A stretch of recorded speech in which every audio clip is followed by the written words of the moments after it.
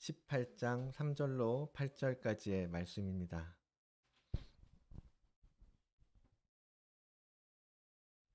6절까지. 열왕기하 18장 3절로 6절까지의 말씀입니다.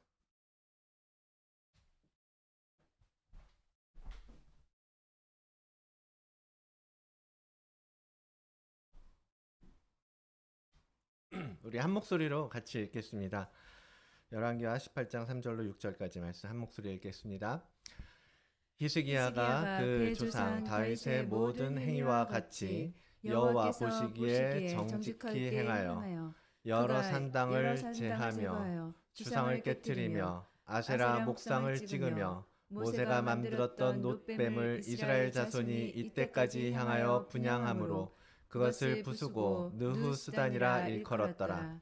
히스기야가 이스라엘 하나님 여호와를 의지하였는데 그의 전후 여러 왕 중에 그러한 자가 없었으니 곧 저가 여호와께 연합하여 떠나지 아니하고 여호와께서 모세에게 명하신 계명을 지켰더라. 아멘. 잠시 기도하겠습니다. 거룩하신 주님 감사합니다.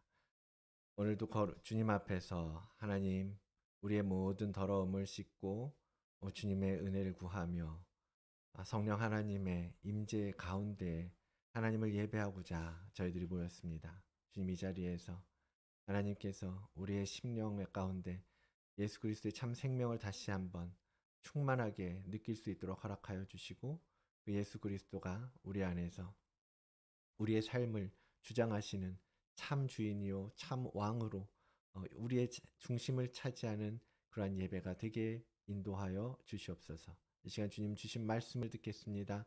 말씀을 들을 때 경청하게 하시고 우리의 심령 가운데 하나님의 귀한 음성이 들려지는 시간 되게 하나님 복을 더하여 주시옵소서.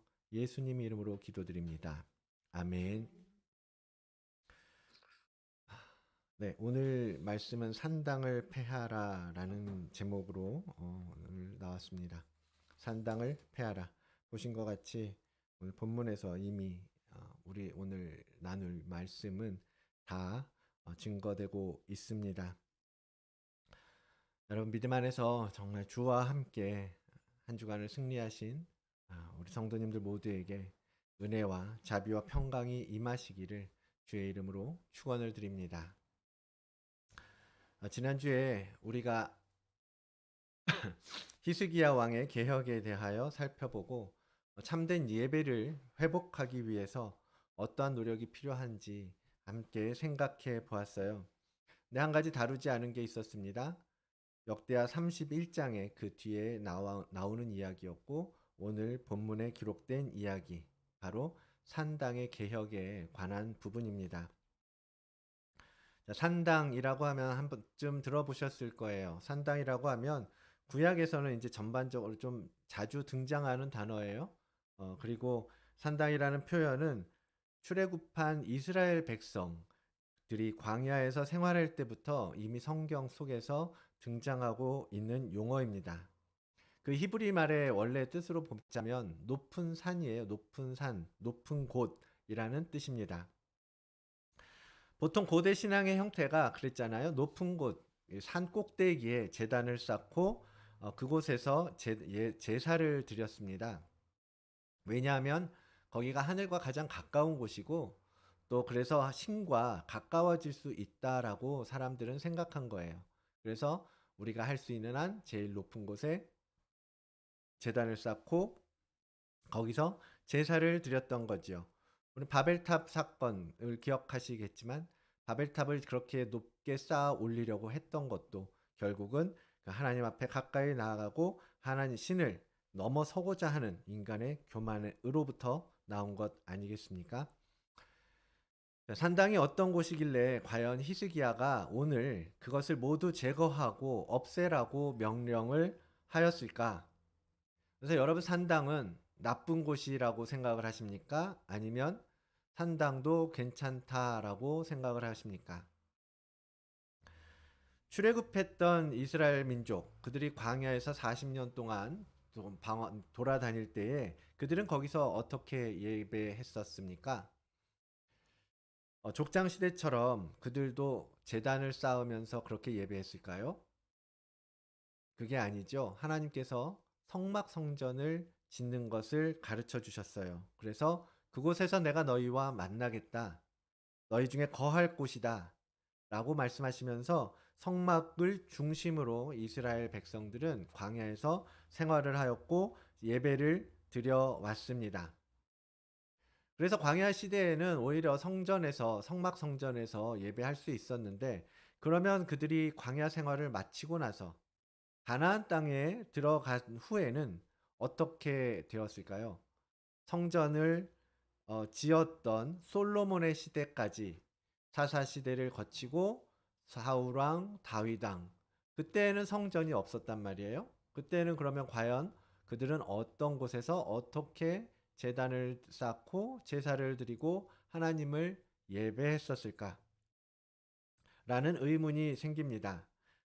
근데 사실 그 부분에 대해서 성경에서 정확하게 언급하고 있지는 않습니다. 여러 힌트를 통해서 우리가 추정하고 짐작할 수 있기는 어, 성막, 또 뭐 장막, 뭐 회막, 여호와의 집, 여호와의 전, 뭐 이런 단어들을 사용하여서 그들이 제사를 드렸고 예배했다라는 것을 성경은 기록을 하고 있어요. 아마도 저자들마다 성경을 기록했던 사람들마다 조금씩 그 상황에 따라서 다른 용어를 사용하고 있었던 것으로 보입니다. 그러나 중요한 것은 그곳에는 언약궤가 있었고 광야에서 성막 성전에서 사용하였던 여러 도구들이 있죠. 그런 기구들, 제사를 드릴 때 썼던 도구들, 금촛대, 떡상 그런 것들을 모시고 있는 그리고 두고 있는 관리하고 있는 회막, 장막 그런 것이 있었을 것이라는 겁니다. 그 시대에 이제 한 번씩 언약궤는 출장을 나가기도 하죠. 그래서 전쟁터에 나아가서 전쟁하는 동안 그 군사들과 함께 머물러 있기도 했고 그러다 보니 전쟁터에 나갔다가 블레셋의 군에게 빼앗겨서 고생한 적도 있었습니다. 그리고 그런 여러 가지 사실들을 봤을 때 그 가나안 땅에서 그러니까 왕정 솔로몬의 성전이 지어지기 전까지는 성막 또는 장막 그 예배 처소가 온전하게 잘 세워져서 딱 이렇게 안전하게 지켜져 있지 않았다라는 것을 우리는 볼 수 있고요. 다윗 시대에 보면 언약궤 따로 그리고 다른 것들은 또 따로 이렇게 나눠져 있는 것도 우리는 성경을 통해서 확인할 수 있습니다. 분명한 것은 어쨌든 고정된 건물로 지어졌던 성전은 솔로몬의 성전이 처음이었고 그 이전에는 광야에서 쓰던 것과 같은 임시 텐트의 형태였다라는 거예요. 자, 그런 공백기, 성전이 없었던 시대, 마땅히 드릴 예배하고 사람들이 모여서 함께 제사를 드릴 수 있는 성전이 명확하게 자리 잡고 있지 못할 때 그들은 산당이라는 곳에서 제사를 대신하기도 했던 것입니다.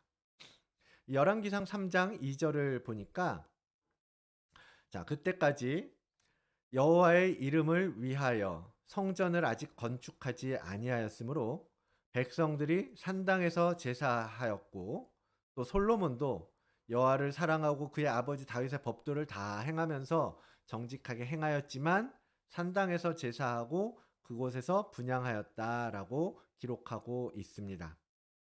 왕도 백성들도 산당을 하나님께 제사 드리는 장소로 즐겨 사용했다라는 것을 볼 수 있죠. 그리고 그 이어서 나오는 우리가 잘 아는 이야기 솔로몬이 1,000번제를 드렸 지혜와 총명을 얻은 곳도 바로 기브온의 산당이었습니다. 자, 이에 왕이 제사하러 기브온으로 가니 거기는 산당이 큼이라. 솔로몬이 그 제단에 1,000번제를 드렸더니 이렇게 그 부분을 시작하고 있거든요. 자, 산당도 분명히 하나님을 제사하는 예배하는 장소였고 또한 하나님도 그곳에서 백성을 만나고 함께 교제하고 교류했던 곳이었음을 우리는 알 수 있습니다. 솔로몬뿐만 아니라 선지자 사무엘도요 산당을 애용했어요. 자, 사무엘상 9장을 보니까 사무엘이 사울에게 대답하여 이르되 내가 선견자니라 너는 내 앞서 산당으로 올라가라. 너희가 오늘 나와 함께 먹을 것이요 아침에는 내가 너를 보내되 내 마음에 있는 것을 다 너에게 말하리라 라고 말하고 있어요. 사무엘이 사울을 만난 곳이 산당이었고 산당을 중심으로 사울에게 기름 부어 이스라엘의 첫 번째 왕으로 세웠습니다. 그걸 보면 그 시대의 산당이라는 것은 각종 제의가 행하여지고 하나님도 예배하는 그러한 자연스러운 장소로 사용되었던 곳이었음을 우리는 알 수 있는 거죠. 자, 이렇게 산당을 활용하다 보니까 솔로몬의 성전이 완성되었음에도 불구하고 그 이후의 시대에도 계속해서 산당은 그 이스라엘 여러 곳에서 그 유래를 쭉 유지해 왔던 것으로 보입니다. 여러 곳에 산당이 지어졌고 산당을 제사의 장소로 이용하는 관습이 그들 가운데 있었다라는 거예요. 그래서 남유다의 이제 역대기나 열왕기서를 보면 이제 여러 소위 개혁을 성공했다라고 평가받는 여러 선왕들이 있단 말이에요. 요아스라든지 여호사밧이라든지. 근데 이런 왕들도 산당을 제거하지 않고 허용했거든요. 특별히 열왕기서가 산당에 대해서 이제 많이 언급을 하고 있는데 열왕기서를 쭉 보시면 이런 표현이 자주 등장하는 것을 볼 수 있습니다. 다만 산당들을 제거하지 아니하였다. 이런 말이에요. 자, 하나님 앞에 정직하게 행하고 잘 다스려 왔지만 산당은 제거하지 못했다, 않았다. 이런 뉘앙스를 비추고 있는 겁니다. 자, 예를 들면 요아스 왕에 대한 평가를 말하는 부분인데요. 열왕기하 12장입니다. 자, 요아스는 제사장 여호야다가 그를 교훈하는 모든 날 동안에는 여호와 보시기에 정직하게 행하였으되 다만 산당들을 제거하지 아니하였으므로 백성들이 여전히 산당에서 제사하고 산당에서 분향하였더라. 이런 평가를 지금 내리고 있어요. 자, 여기서 우리는 문제점을 발견할 수가 있습니다. 자, 하나님을 제사하기도 했던 그 산당이 변질돼 버린 거죠. 변질되기 시작한 거예요. 자, 원래는 그 산당에서 선한 의도와 목적을 가지고 예배하고 제사하는 곳으로 활용해 왔는데 세월이 흐르면서 점차 변질되고 인간의 욕심이 그런 부분들을 슬슬 바꿔갑니다. 그래서 산당은 이제 헐고 무너뜨려야 하는 대상이 된 거예요. 뭐가 잘못된 겁니까? 무엇이 산당을 무너뜨려야 하는 이유가 무엇이 없겠습니까? 자, 첫 번째는 인본주의 신앙이에요. 인본주의 신앙. 산당은 인본주의를 상징합니다. 그래서 없애야 하는 대상인 거예요. 멸하고 깨트려야 하는 것이었습니다. 방금 보았던 것처럼 왕들이 산당을 제거하지 못했다. 그 말 속에 어떤 의미가 담겨 있겠어요? 산당을 제거하는 것이 옳다라는 것을 내가 아는데 이 산당은 깨트려야 되는 건데 차마 하지 못하겠다. 하지 않았다라는 말이거든요. 자, 왕의 권력으로 얼마든지 산당 제거할 수 있지 않았겠습니까? 그러나 그들은 백성들의 편을 위해서 산당을 남겨둔 거예요. 자, 백성들이 매번 제사를 드리기 위해서 예루살렘 성전에 와야 하는 것이 불편하고 또 가까운 곳에서 제사를 드릴 수 있도록 돕는 것이 좋겠다라고 판단을 했기 때문이라는 겁니다. 자, 앞서 보았던 요아스가 산당을 제거하지 못한 이유, 역대하는 또 이렇게 기록하고 있습니다. 여호야다가 죽은 후에 여호야다는 그 시대의 대제사장이에요. 그가 죽은 후에 유다 방백들이 와서 왕에게 절하면서 아련을 합니다. 산당을 없애지 말아달라고. 산당에서 계속 제사할 수 있게 해달라고. 그렇게 절하는 거예요. 그랬더니 왕이 그들의 말을 듣고 그의 조상들의 하나님 여호와의 전을 버리고 아세라 목상과 우상을 섬겼으므로 그 죄로 말미암아 진노가 유다와 예루살렘에 임하니라. 대제사장이었던 여호야다가 살아있을 때는 그 말을 잘 따르고 잘 들었어요. 그리고 하나님께 정직하게 행하였다라고 평가받았던 그 요아스가 여호야다가 죽고 나니까 방백들의 청, 곧 고위 관리들의 청을 듣고 다시 산당을 유지하고 우상을 섬기는 것으로 돌아서 버렸다라는 이야기를 전하고 있습니다. 사람을 따랐기 때문이에요. 사람을 바라보았기 때문입니다. 산당만은 남겨두었다라는 이 말은 백성들이 원하기 때문에 남겨두었다라는 말입니다. 하나님의 기름 부음을 받은 왕이 그 기름 부으신 하나님을 따르기보다는 사람들의 생각, 사람들에게 좋은 것, 그들에게 편한 것, 그들을 위해서 필요한 것을 따라갔던 잘못을 행한 것입니다. 여러분, 우리가 예전에 주제 말씀으로 따랐던 그 부분, 내가 사람들에게 좋게 하랴 하나님께 좋게 하랴, 사람들에게 기쁨을 구하랴, 내가 지금까지 사람들의 기쁨을 구하였다면 그리스도의 종이 아니니라. 사도 바울은 그런 고백을 갈라디아 교회에게 했었지요. 오직 하나님만을 바라보면서 하나님께 기쁨이 되고자 했던 그 바울의 고백, 그것과 지금 오늘 유다의 왕들의 모습은 너무나 거리가 멀지 않습니까? 산당을 남겨두었던 원래 취지가 변질되고 말았습니다. 하나님을 찾는 자들을 위해서, 그들을 위해서, 예배하기 원하는 자들을 위해서 남겨두었던 장소였지만 이제 사람들의 필요를 따라서 사용되는 장소가 돼버리고 말았습니다.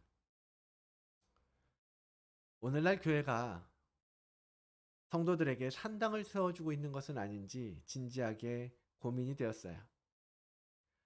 이렇게 대면 예배를 드리면서도 온라인 예배를 드리는 것, 또는 여러 교회가 지금 이제 온라인 예배를 밖에 드릴 수 없는 상황이기도 하지만 이제 많은 교회들이 이제 온라인 예배를 지금 열고 있죠. 유지하고 있습니다.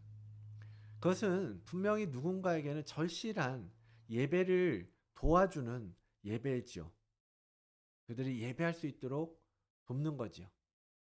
또 복음을 필요로 하는 자들에게 전해줄 수 있는 효과적인 복음 전도의 수단이기도 한 것은 사실입니다.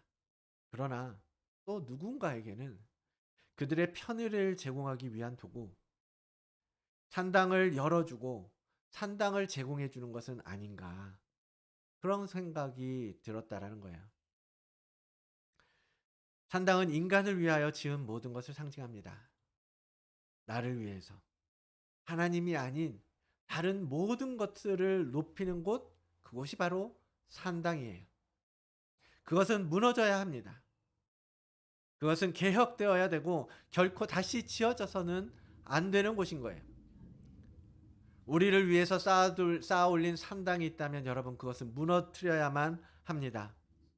만약에 우리가 드리는 온라인 예배가 사람들의 편의를 위해서 그냥 멀리서도 그냥 남들 모르게 혼자 그냥 예배드리고 그것으로 만족해 하는 장소가 돼버린다면 그것은 곧 산당이라 되었다라는 것을 의미하는 것이고, 그러한 온라인 예배라면 우리는 당장 그것을 폐하여야 할 것입니다. 우리가 드리는 이 예배가 산당의 예배가 되지 않도록 우리의 태도를 점검해 보아야 할 것입니다. 두 번째로 산당을 제거해야 될 이유는 그로 인해서 벌어질 우리의 그 범죄한 마음, 우리의 연약함 때문이에요. 사실 산당은 하나님께서 원하시는 예배의 장소가 아니었습니다. 하나님께서는 성전이 완성되기까지 산당을 허용해 주시긴 했어요. 그래서 아까 본 것처럼 솔로몬도 다윗도 사무엘도 산당을 이용했습니다. 그러나 그곳은 하나님을 예배하기에 최적의 장소는 아니었습니다. 하나님께서는 오히려 광야에 있는 이스라엘 백성들이 가나안 땅에 들어가기 전에 산당을 멸하라는 명령을 이미 그들에게 주셨습니다. 신명기 12장 2절로 3절의 말씀인데요. 너희가 쫓아낼 민족들이 그 신들을 섬기는 곳은 높은 산이든지 작은 산이든지 푸른 나무 아래든지 물어나고 그 모든 곳을 너희가 마땅히 파멸하며 그 단을 헐며 주상을 깨뜨리며 아세라상을 불사르고 또 그 조각한 신상들을 찍어서 그 이름을 그곳에서 멸하라. 아멘. 라고 주님은 말씀하시고 명령하신 것입니다. 이미 그 이전부터, 광야 출애굽 그 이전부터 사람들은 산당을 세워서 그들의 신을 섬겨왔어요. 이방 민족들은 그 제단을 통해서 우상을 세워놓고 그곳에서 우상을 찾아 경배하면서 산당을 찾았던 것입니다. 그 이방신을 섬기던 제단을 헐고 우상을 깨뜨리고 산당을 제거하라고 하는 것이 가나안 땅에 들어가는 이스라엘 백성에게 주신 하나님의 명령이었습니다. 산당을 잘 활용해서 나한테 예배하는 곳으로 사용해 라고 남겨두라고 하신 것이 아니었어요. 우상을 섬기고 제물을 드렸던 그곳에서 하나님을 예배하고 경배한다라는 것을 하나님께서는 결코 원하지 않으셨습니다. 기뻐하지 않으셨던 거예요. 가나안 땅에 들어가면 이런 우상을 섬기던 제단들, 산당들이 넘치고 넘칠 거야. 그것들 다 없애야 돼. 왜? 나는 거룩하니까. 나는 그 이방신들과 섞여서 그들 속에서 이 이방신도 섬기고 또 나한테도 예배하고 그것을 나는 원치 않아. 나는 기뻐하지 않아. 하면서 하나님은 우리에게 요청하고 계시는 것이에요. 그런데 이스라엘은 하나님의 말씀을 청종하지 않았죠. 수많은 산당들을 제거하지 않고 두었으며 결국 뭐예요? 그곳에서 하나님을 예배하기도 하다가 우상도 섬기고 목상도 세우고 타락한 제단을 만들고 말았습니다. 사랑하는 성도 여러분, 우리의 타락한 본성은 하나님의 이 거룩함과 우상을 섬기는 범죄를 구분할 수 있는 지혜를 잃어버렸기 때문에 무엇이 옳고 무엇이 그름을 우리는 분별할 수 있는 지혜가 없습니다. 그런 능력이 안 돼요. 그런 구별 능력이 망가져 버린 거예요. 우리의 타락함으로 인해서 말입니다. 무슨 말인가 하면 우리가 산당에서의 예배를 드리고 있는지 성전에서의 예배를 드리고 있는지 우린 그것도 구별할 수 있는 지혜가 부족하다라는 거예요. 여러분 지금도 수많은 교회가 예배를 드리고 있지만 정말 그 많은 예배 가운데 과연 하나님께서 받으실 만한 기뻐하시는 예배 얼마나 될까요? 여러분 분별하실 수 있으십니까? 우리가 그것을 판단할 수 있을까요? 너무 어렵지 않아요. 모르잖아요. 이런 예배는 하나님이 받으시는 예배, 이런 예배는 하나님이 기뻐하지 않으시는 예배. 그거를 우리가 우리의 지혜로는 구별할 수 없다라는 겁니다. 그러니까 우리가 그러한 지혜가 없으니까 하나님은 그냥 산당을 멸해버리라고 말씀하시는 거예요. 그거 너희가 거기를 좋은 곳으로 쓰고 싶어 하겠지만 너는 그걸 구별할 수가 없어. 네가 지금 하나님 앞에 예배하고 있는지 우상 신에게 제사를 드리고 있는지 너희도 구분할 수 없는, 너희를 속이는 악한 영으로 말미암아 너희는 구별할 수 없다라는 거예요. 그러니까 아예 없애는 것이 좋겠다라는 겁니다. 없애라고 말씀하시는 거예요. 여러분 여리고성의 모든 것, 여리고성을 정복하고 하나님께서 어떻게 하라고 그랬어요? 다 멸해버리라고 하셨습니다. 사울 왕이 아말렉과의 전투 가운데에서 그 얻는 전리품들 어떻게 하라고 하셨습니까? 단 하나도 남기지 말고 모조리 진멸하라고 말씀하셨어요. 왜? 하나님은 우리를 보호하시기 위해서이십니다. 우상 숭배와 범죄로부터 보호하시기 위해서 사전에 우리에게 방법을 다 알려주시는 거예요. 무조건 없애라고. 무조건 패하고 진멸해야 할 것이라고 말입니다. 그런데 사람들은 어떻게 해요? 괜찮아, 괜찮아. 하나님을 위한 거라고 우리 마음대로, 우리의 생각대로, 우리의 지식대로 행동하고 남겨둡니다. 마치 사울 왕이 아각 왕과 그의 짐승들을 남겨두고 하나님께서 그것을 기뻐하실 거라고 착각했던 것처럼 말입니다. 여러분 그러나 그건 아니지요. 그건 아닙니다. 하나님께서 분명히 우리에게 없애라고 하셨고 우리는 그 말씀에 순종해서 반드시 모두 제거해야만 하는 것입니다. 그것이 우리가 살 길이에요. 참된 예배를 드릴 수 있는 길이고 온전한 예배로 하나님께 나아갈 수 있는 길입니다. 우리는 하나님께서 우리에게 말씀하신 그것에 집중해야 합니다. 우리는 두 주인을 섬길 수 없습니다. 우리 마음에 두 신을 모실 수도 없고 하나님과 재물, 하나님과 또 다른 신, 그것을 섬길 수 없다라는 거예요. 그러니까 뭐예요? 하나님을 모시는 성전이 되고자 한다면 나를 위한 산당은 모두 제거되어야 합니다. 내가 세웠던 나의 바벨탑은 여기서 접어야 합니다. 포기하고 무너뜨리셔야 합니다.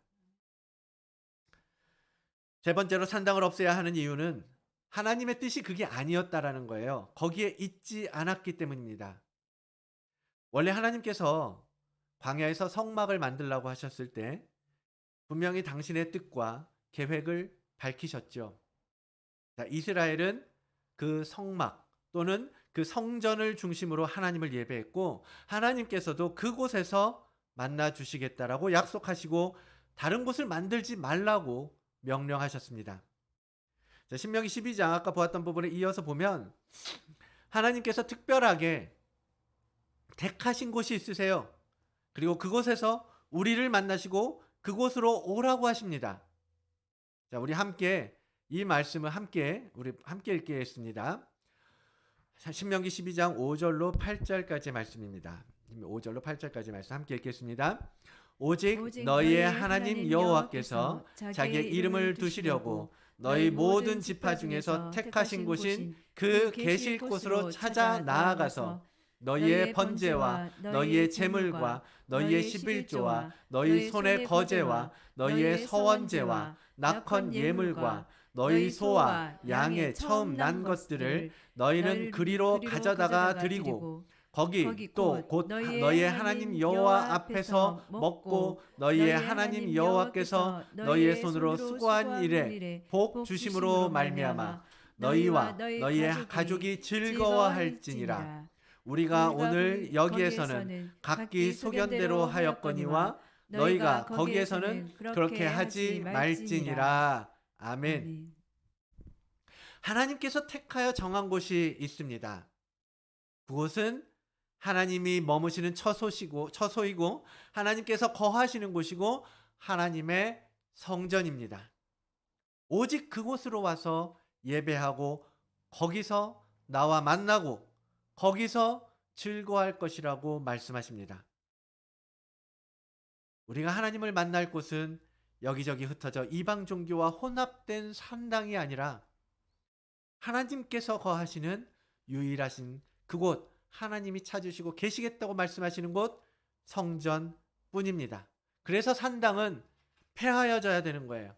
그저 우리를 범죄하게 만드는 곳이기만 할 뿐입니다. 이런 조건에 맞다면 그것은 오늘날 우리가 세운 영적인 의미의 산당이라고 할 수 있을 것입니다. 나를 위해 세운 것, 나를 위해 존재하는 곳, 내가 내 생각에 옳은 대로, 성경은 이렇게 얘기하고 있지만 사랑의 하나님이시니까 이렇게 조금 변형해도 괜찮겠지, 이렇게 타협해도 받으시겠지 하고 내 마음대로 예배하고 하나님을 경배하고 신앙생활을 합니다. 결코 하나님께서 기뻐하시는 예배가 될 수 없습니다. 여러분, 가인과 아벨의 제사를 기억하시지요? 왜 가인의 예배는 받지 않으시고 아벨의 예배는 받으셨습니까? 가인은 자기가 드릴 만한 걸 드린 거예요.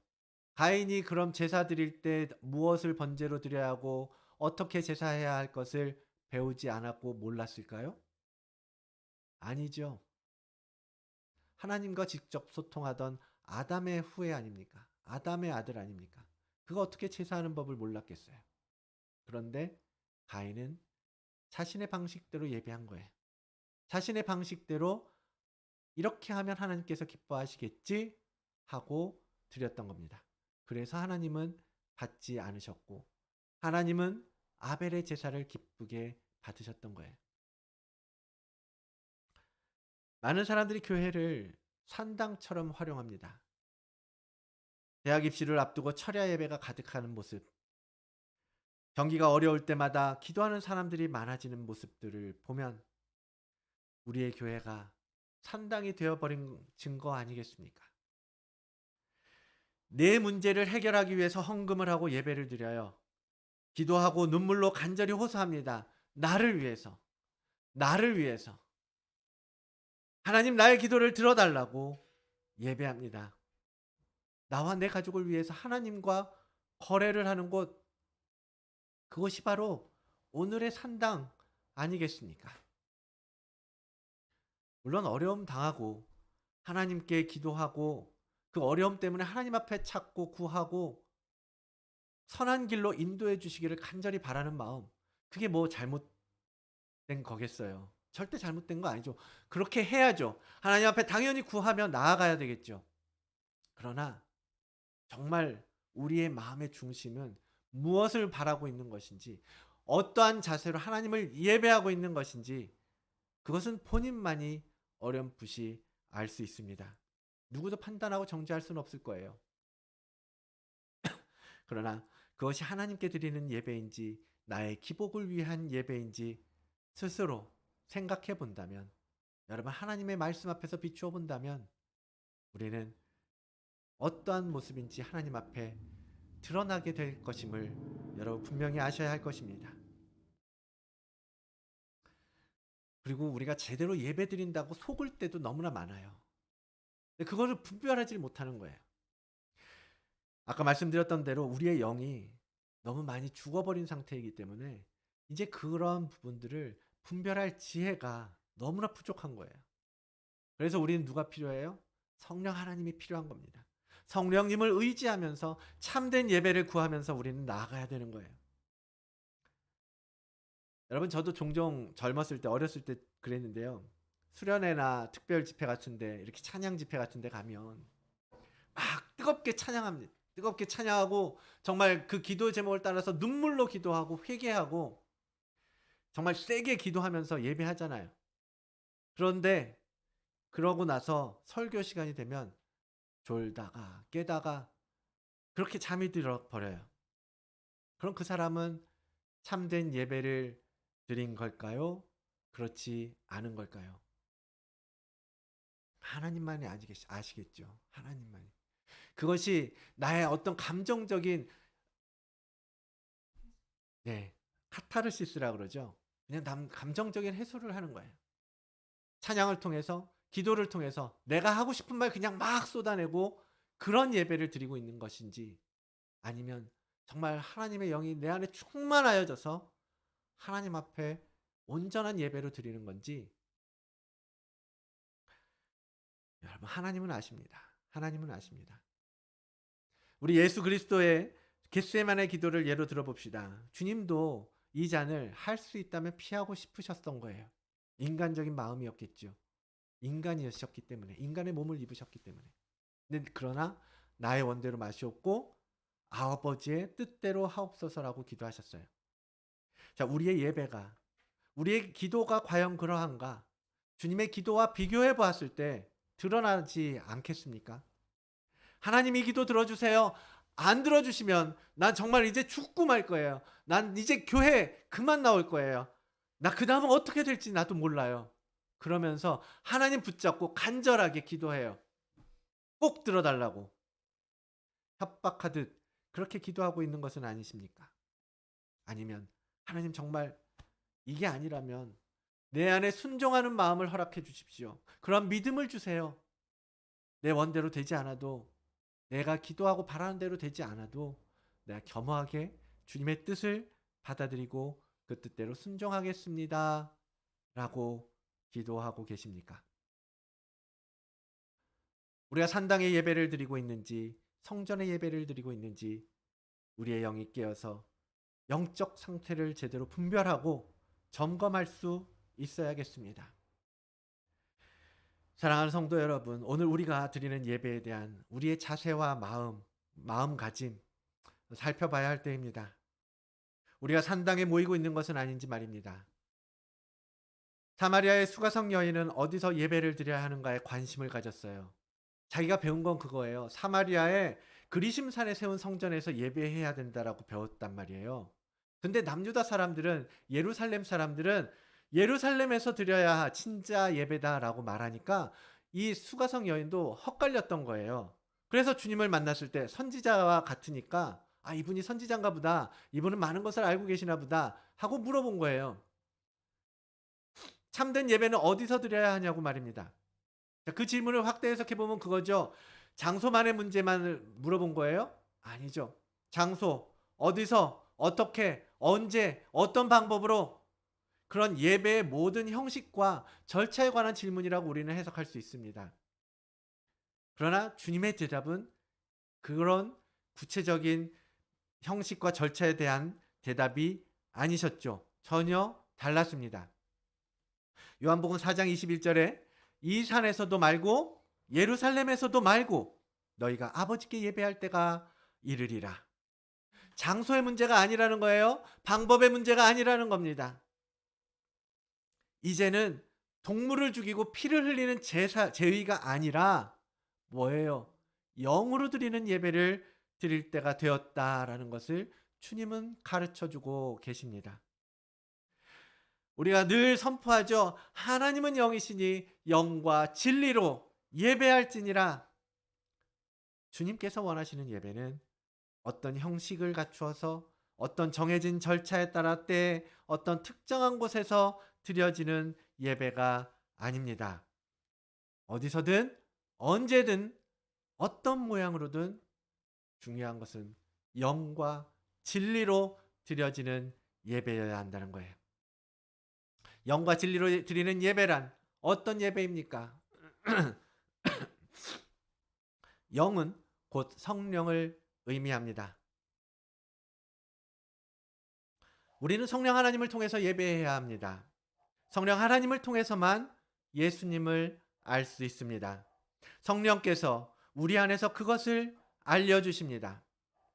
우리 요한복음 16장 말씀 함께 찾아보겠습니다. 요한복음 16장 13절 말씀입니다.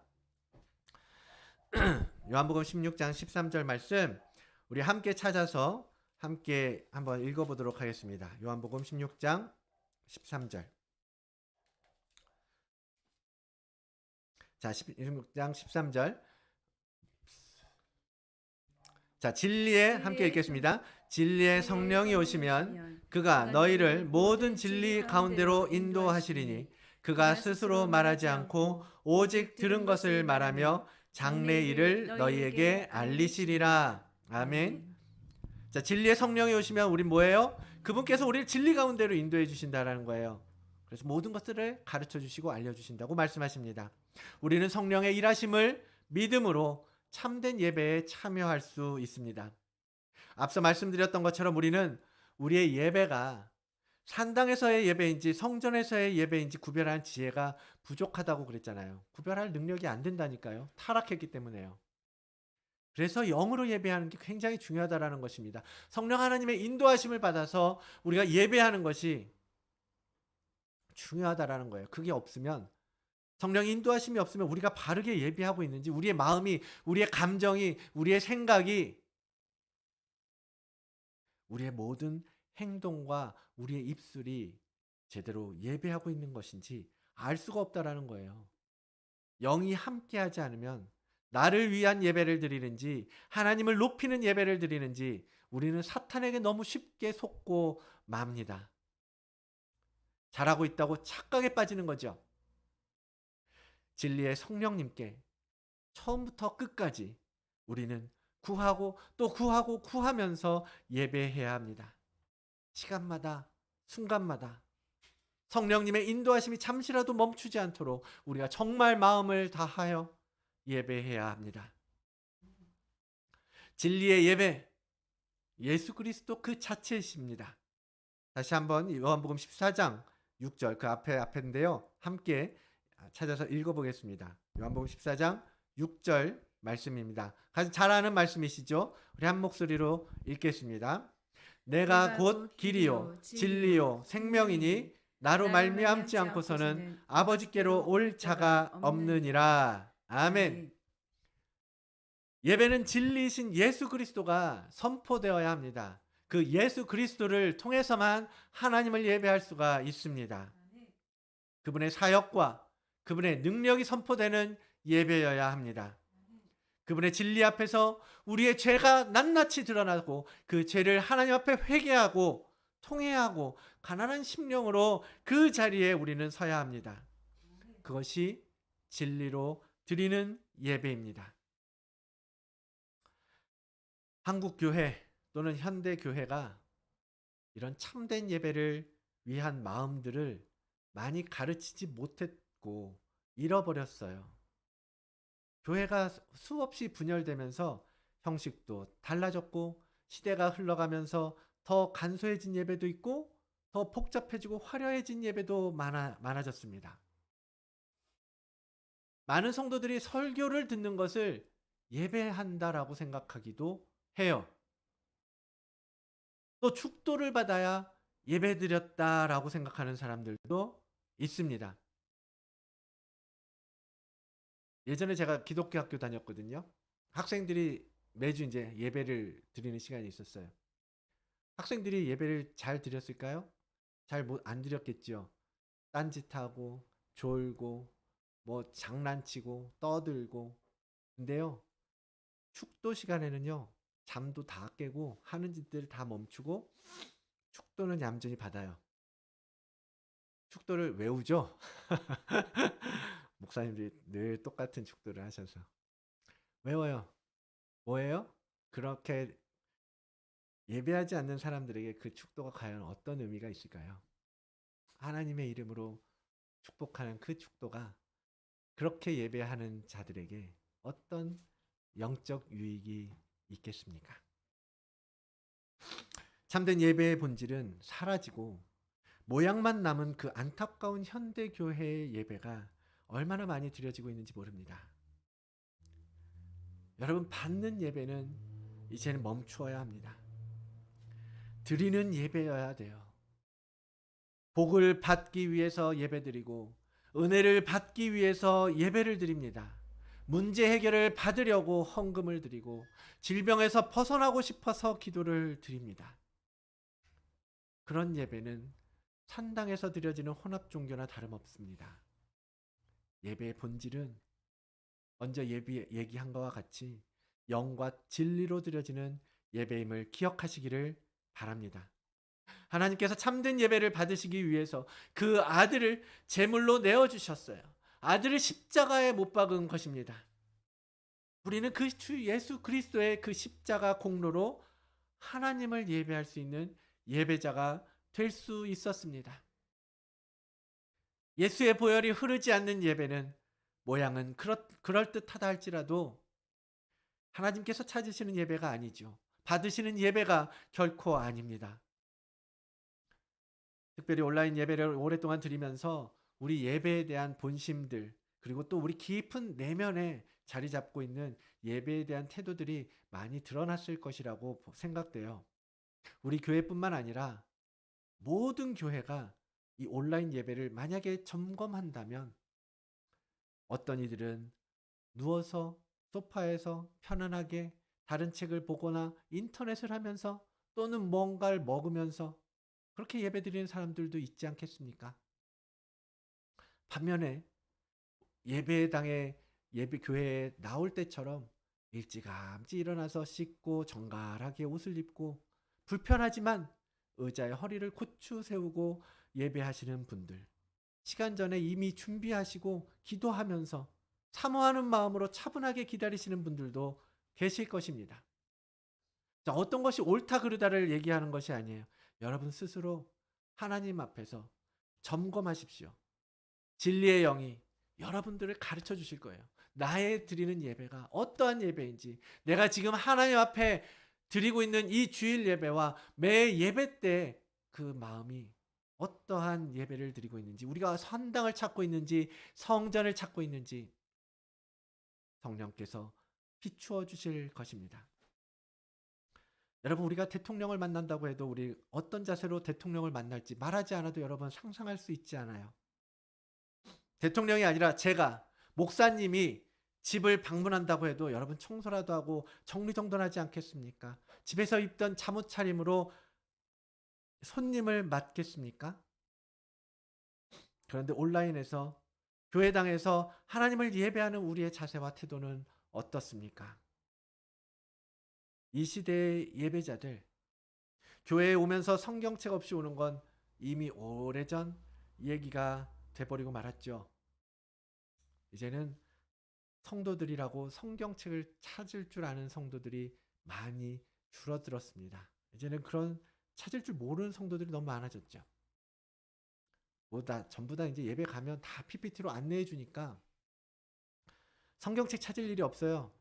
그래서 이제 성경이 어디에 있는지도 모릅니다. 어떤 성경 찾으라고 한참 걸리겠죠.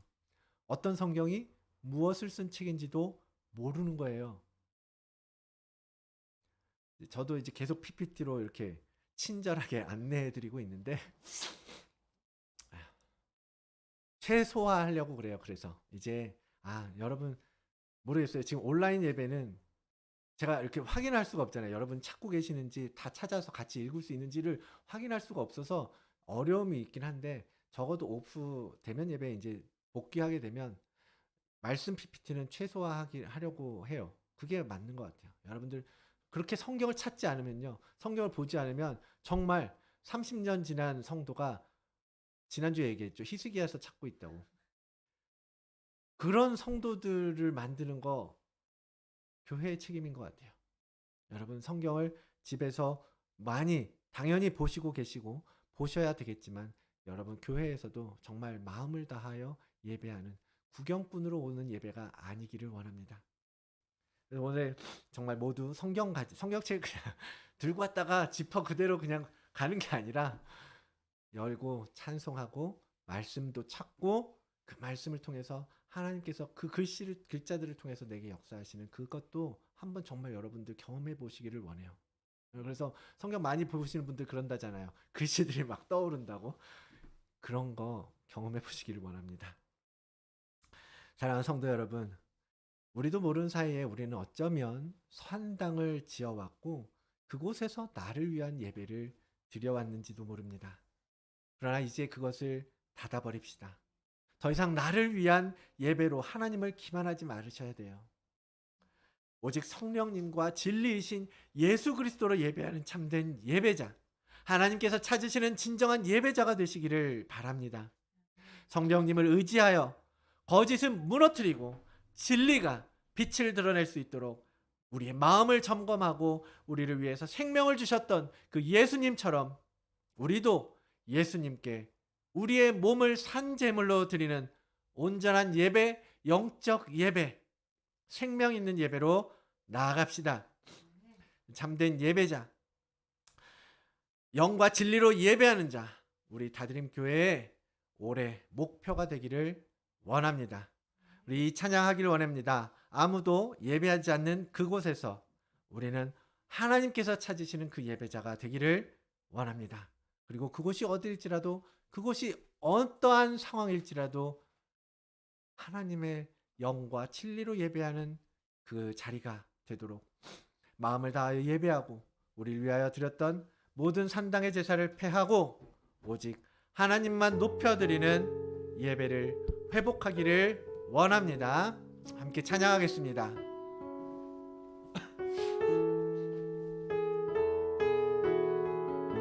아무도 예배하지 않는 그곳에서, 아무도 예배하지 않는 그곳에서 주를 예배하리라. 아무도 찬양하지 않는 그곳에서 나 주를 찬양하리라.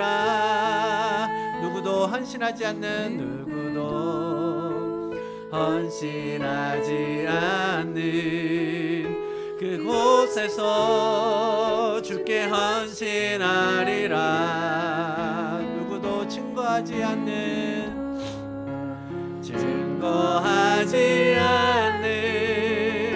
그곳에서 나 주를 증거하리라.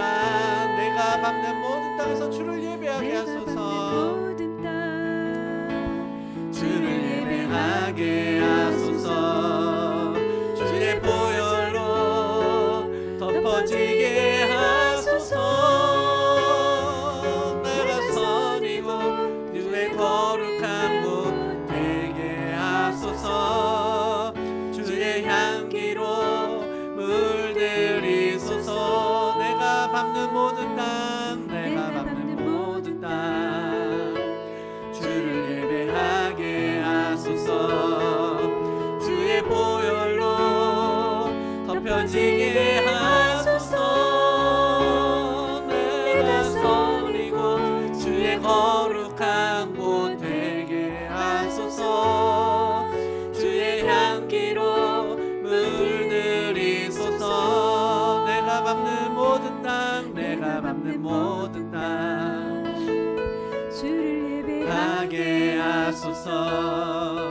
주의 보혈로 덮여지게 하소서. 내가 선이고 주의 거룩한 곳 되게 하소서. 주의 향기로 물들이소서. 지금 우리 그렇게 기도하기 원합니다. 정말 우리의 예배가, 우리가 서 있는 그 자리가 하나님을 참 영과 진리로 예배하는 자리가 되기 원합니다. 특별히 우리 다드림교회 여러분, 이 공동체 가운데 함께 예배하고 함께 믿음을 세우고 하나님의 말씀을 배우고 진리를 따라가는 공동체입니다. 우리 예배가 아버지 하나님 앞에 산당으로 모여드는 수많은 정말 자신을 위해서 예배하는 자들이 모이는 예배가 아니라 정말 오직 살아계신 하나님 아버지, 우리를 위하여 생명을 주시고 피 흘려 주신 예수 그리스도의 그 영광을 위하여 그 영광을 높여드리는 예배가 되게 해달라고 이 시간에 우리의 예배를 위해서 다시 한번 기도하기 원합니다. 하나님, 우리의 예배가 생명 있는 예배가 되게 하여 주시옵소서. 주의 보혈이 흐르는 예배가 되게 하여 주시옵소서. 하나님만을 온전히 영과 진리로 힘을 다하여 마음을 다하여 하나님만을 예배하는 예배가 되게 하여 주시옵소서. 함께 예배 기도하며 나아가도록 하겠습니다. 함께 기도하겠습니다. 살아계신 하나님 아버지, 감사합니다. 아버지 하나님, 오늘 이 시간에 아버지 우리에게 말씀하여 주시니 감사합니다. 아버지 하나님, 우리가 하나님 앞에 나왔습니다. 아버지 하나님, 우리의 가난하고 불쌍한 영혼을 주님 불쌍히 여겨주시옵소서. 병들고 연약하고 아버지 하나님이여 온전히 예배하지 못하여서 하나님 아버지 나를 위해 살아가는 우리들을 주님 용서하여 주시고 불쌍히 여겨주시옵소서. 아버지 하나님, 이제 나를 위한 산당을 제거하겠습니다. 하나님께서 우리에게 말씀하신 것처럼 이제 하나님만을 전심으로 예배하는 아버지 하나님 거룩한 성전이 되겠습니다. 아버지 하나님, 그 성전을 지어가고 아버지 하나님 그 하나님이 거하시는 그곳에서 하나님을 만나고 하나님을 예배하고 하나님의 뜻을 세우고 하나님의 나라를 이루어가는 아버지 거룩한 교회의 공동체로 아버지 다드림교회를 세워주시옵소서. 하나님 아버지, 아버지 하나님 거짓된 예배로 하나님 속이고 싶지 않습니다. 아버지 하나님은 나를 위한 예배로 하나님께 바라기만 하는 그런 어린아이와 같은 예배가 되지 않길 원합니다. 하나님 아버지, 들어주시옵소서. 하나님 아버지, 우리에게 아버지 거룩한 성령 하나님께서 우리 심령 가운데에서 역사하사 아버지 하나님 모든 것을 깨뜨리고 모든 아버지 교만한 마음을 무너뜨리고 아버지 하나님 모든 산당을 깨뜨리며 아버지 하나님만을 예배하는 거룩한 성전이 우리 안에 지어지고 우리 다드림교회 안에 세워져 갈 수 있도록 은혜를 베풀어 주시옵소서. 주님만 온전히 바랍니다. 주님만 온전히 예배합니다. 주님만 온전히 주님만 영광 받아 주시옵소서. 예배를 보는 것이 아니라 예배를 받는 것이 아니라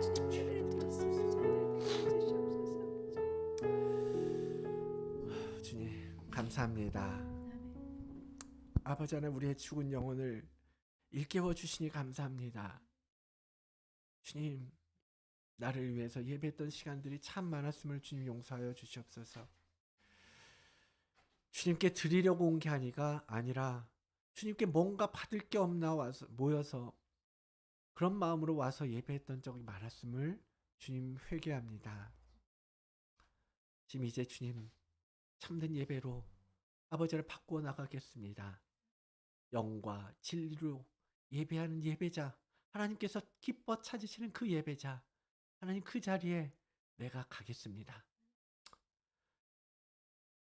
약하고 연약하여서 주님 또 죄 가운데 살고 또 죄된 마음이 되고 또 나의 욕심이 앞설 때도 많이 있겠지만 주님 하나씩 끊어낼 때에 주를 의지하겠습니다. 성령님 가르쳐 주시옵소서. 성령님 비추어 주시옵소서. 우리의 어둠을 하나님 이제는 몰아내시고 주의 빛으로 주의 거룩한 진리로 아버지 하나님 채워나가겠습니다. 주님 도와주십시오. 주님 인도하여 주십시오. 주님 가르쳐 주십시오. 주님 그것을